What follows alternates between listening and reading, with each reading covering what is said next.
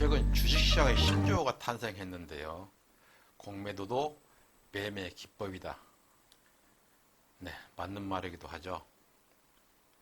요즘 주식시장 공매도를 들여다보면은 HM님처럼 공매도의 몸살을 앓는 종목들이 눈에 많이 띄는데요. 특히 공매도 전체 80%에 가까운 공매도 세력이 외국인으로 나와 있는데요. 장중 외국인의 공매도 기법을 보고 있으면은 과히 예술이라 할 수가 있습니다.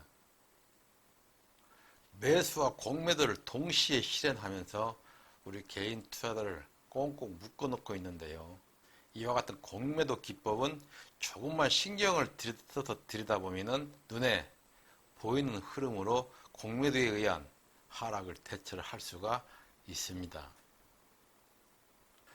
공매도에 의한 주가의 눌림목이 반드시 보인다는 것이죠. 또 우려스러운 점이 있는데요. 공매도에 의해 주가가 하락하는 모습을 보고 우리 개인 투자자 역시 공매도에 뛰어들고 있는데요. 물론 인버스나 곱버스 그리고 공매도 역시 수익 내기에 좋은 매매 기법이긴 하죠. HMN 역시도 외국인의 공매도 점유율이 무려 80%에 가까울 적에 개인 공매도를 아주 미비했었죠. 하지만 HMN의 공매도를 치면은 돈을 벌 수 있다는 소문 아래 개인 공매도 참여율이 40%로 늘어난 것으로 나와 있는데요. 이와 같이 공매도에 대한 관심이 높아지면서 공매도가 또 하나의 투자 기법으로 떠오르고 있죠. 여기에는 금융위의 부채질도 한몫을 하고 있는데요. 무기한으로 주식을 빌리는 외국인과 기관에 비해서 빌리는 기간이 그동안은 2개월, 2달로 정해져 있었죠. 하지만 오는 11월부터는 한 달 더 연장이 됨으로써 우리 개인 투자들이 원성을 자제시키기 위한 조삼모삼의 대책이라 할 수가 있습니다.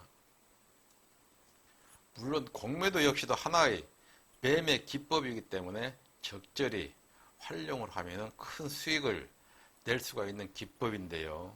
이 안에는 분명 불리한 점도 자리 잡고 있다는 점을 꼭 알고 계셔야 한다는 것입니다. 네, 그동안 동사의 주가는 짧은 기간 동안에 30%가 넘는 하락을 보였는데요. 이번 하락의 주대 원인은 바로 공매도죠. 코스피 공매도 거래대금 랭킹 2위에 머물고 있는데요. 말의 랭킹 2위이지 시총으로 계산을 한다면 공매도 거래대금은 참으로 입 딱 벌어질 정도로 공매도 거래대금 랭킹 1위를 차지하고도 남는다 하겠습니다.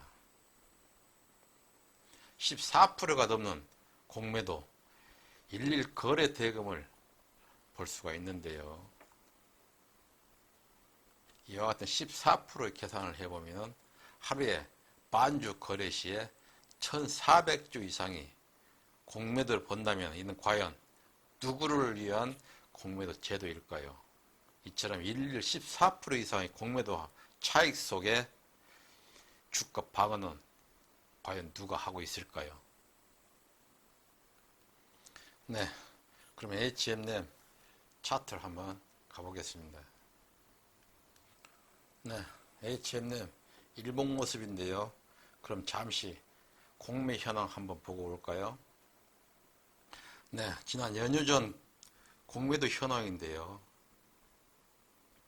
공매도 거래량과 거래 대금을 보시면은 최근 2, 3거래일에 폭발적으로 늘어난 모습 보이시죠? 또 매매 비중을 보시면은 하루 평균 10%에서 14%에 가까운 비중으로 있는 장중 공매도에 의한 주가의 몸살이라 할 수가 있겠습니다. 하루 거래량의 14%가 공매도인 상황에서 주가가 반등을 할 수 있을까요? 네, 다시 일봉 모습인데요. 보시면 한 번의 반등 없이 연 5거래일을 하락한 모습인데요.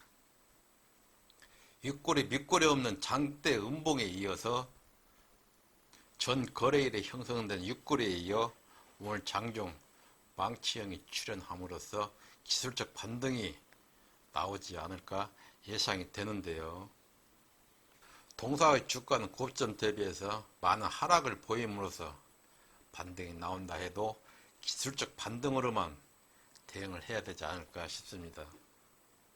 네, 240분 모습인데요. 전 거래일을 당겨보시면은 그동안 많은 하락을 볼 수가 있죠. 그동안 너무 깊은 하락으로 이제 240분봉에서조차 영역을 넘어선 듯 합니다. 오늘 장중에 주가가 3만원을 깨고 이탈하는 모습이 나왔었는데요. 매우 위험한 구간인 29,500원 마진원에서 약간의 반등을 보여주기도 했었죠. 다행히 위험 구간인 29,500원을 이탈하지 않음으로써 한 번의 기술적 반등을 기대해 볼 수가 있겠는데요. 또 주가가 많은 하락으로 인해서 기술적 반등 구간에서는 무엇보다 단기 대응이 무척 중요하죠.